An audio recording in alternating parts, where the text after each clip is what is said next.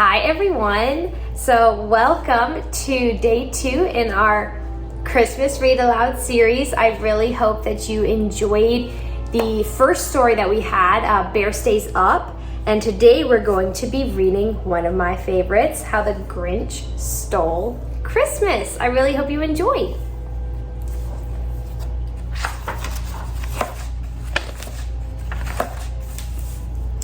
Every Who down in Whoville liked Christmas a lot.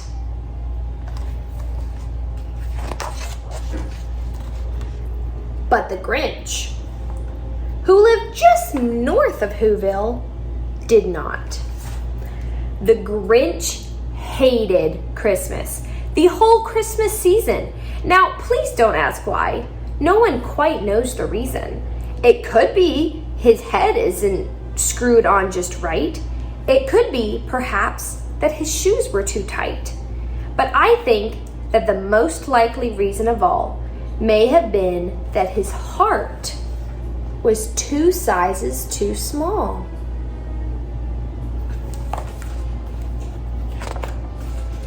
But whatever the reason, his heart or his shoes, he stood there on Christmas Eve, hating the Whos, staring down from his cave with a sour, grinchy frown at the warm lighted windows below in their town, for he knew every Who down in Whoville beneath was busy now hanging a mistletoe wreath.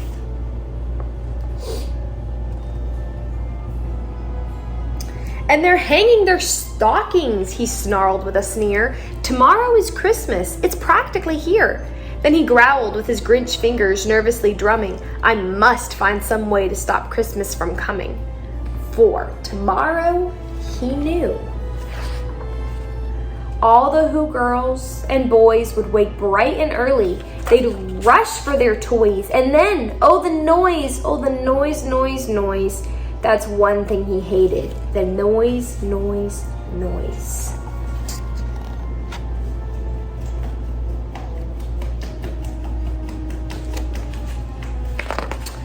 Then the Whos, young and old, would sit down to a feast, and they'd feast, and they'd feast, and they'd feast. They would feast on Who pudding and rare Who roast beef, which was something the Grinch couldn't stand in the least.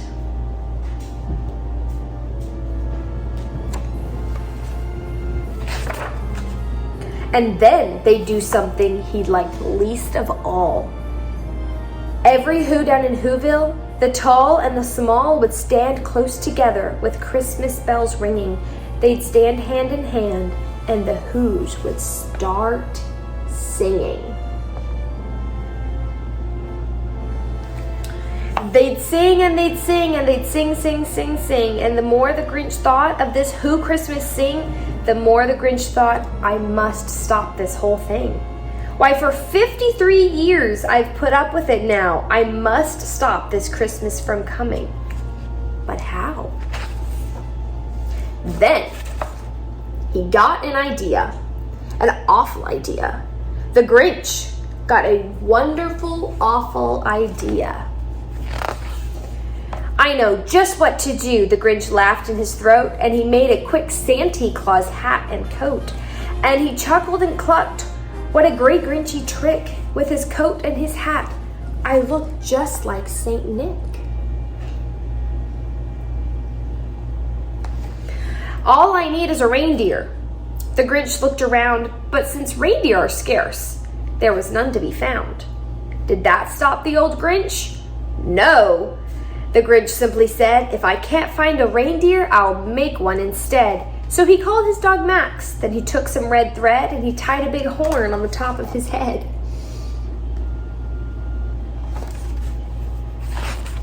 Then he loaded some bags and some old empty sacks on a ramshackle sleigh, and he hitched up old Max.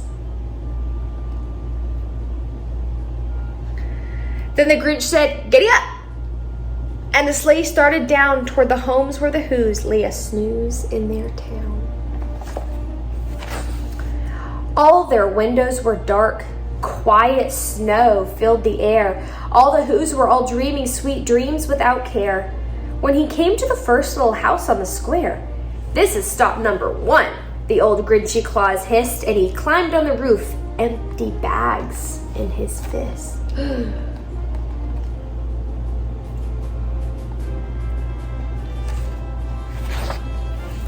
Then he slid down the chimney, a rather tight pinch, but if Santa could do it, then so could the Grinch.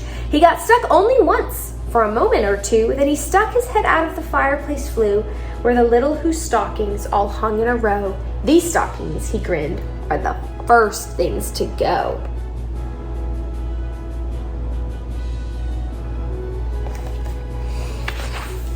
Then he slithered and slunk with a smile most unpleasant around the whole room, and he took every present. Pop guns and bicycles, roller skates, drums, checkerboards, tricycles, popcorn and plums, and he stuffed them in bags.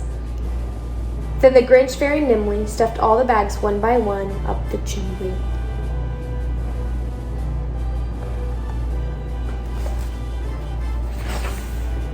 Then he slunk to the icebox, which is another name for fridge.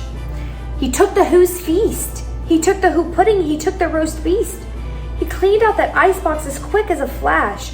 Why, that Grinch even took their last can of Who hash.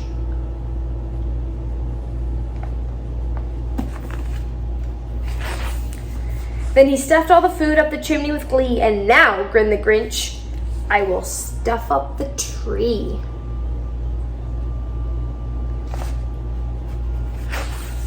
And the Grinch grabbed the tree and he started to shove when he heard a small sound like the coo of a dove. He turned around fast and saw a small Who. Little Cindy Lou Who was not more than 2. She woke up. The Grinch had been caught by this tiny Who daughter who'd got out of bed for a cup of cold water. She stared at the Grinch and said, Santa Claus, why are you taking our Christmas tree? But you know, that old Grinch was so smart and so slick, he thought up a lie, and he thought it up quick. Why, my sweet little tot, the fake Santa Claus lied. There's a light on this tree that won't light on one side, so I'm taking it home to my workshop, my dear. I'll fix it up there, then I'll bring it back here.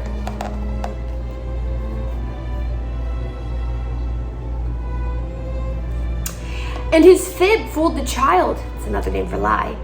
Then he patted her head and he got her a drink and he sent her to bed. And when Cindy Lou Who went to bed with her cup, he went to the chimney and stuffed the tree up. Then the last thing he took was the log for their fire. Then he went up the chimney himself, the old liar. On their walls he left nothing but hooks and some wire. And the one speck of food that he left in the house was a crumb that was even too small for a mouse.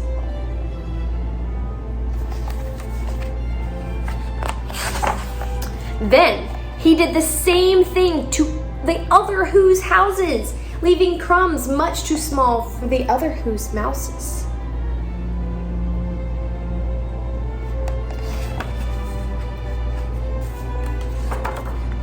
It was 15:15 dawn, all the Who's still abed, all the Who's still a snooze, when he packed up his sled. Packed it up with their presents, the ribbons, the wrappings, the tags and the tinsel, the trimmings, the trappings.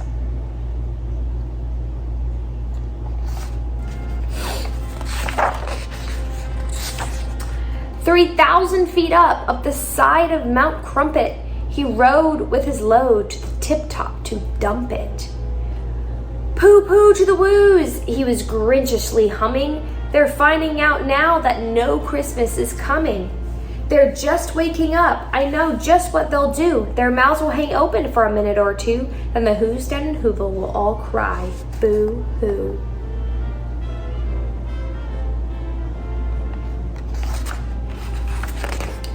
That's a noise, grinned the Grinch, that I simply must hear. So he paused, and the Grinch put his hand to his ear.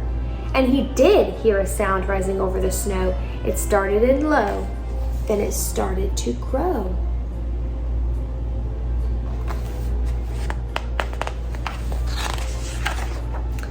But the sound wasn't sad. Why, this sounded merry. It couldn't be so, but it was merry, very. He stared down at Whoville. The Grinch popped his eyes, then he shook. What he saw was a shocking surprise. Every Who down in Whoville, the tall and the small, was singing without any presents at all.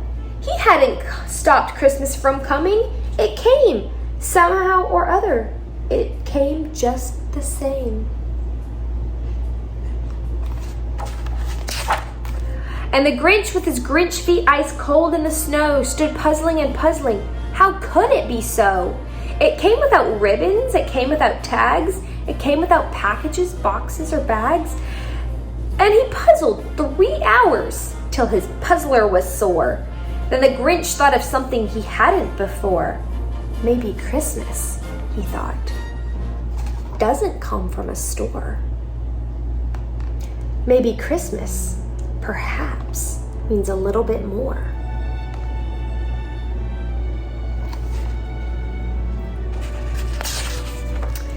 And what happened then? Well, in Whoville they say that the Grinch's heart grew 3 sizes that day. And the minute his heart didn't feel quite so tight, he whizzed with his load through the bright morning light, and he brought back the toys and the food for the feast.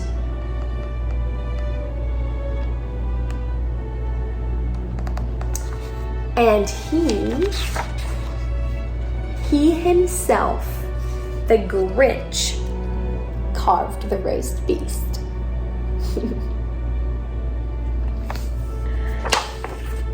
And that is how the Grinch stole Christmas. I really hope you enjoyed book 2, and stay tuned for book number 3 coming out in a few days. All right, bye.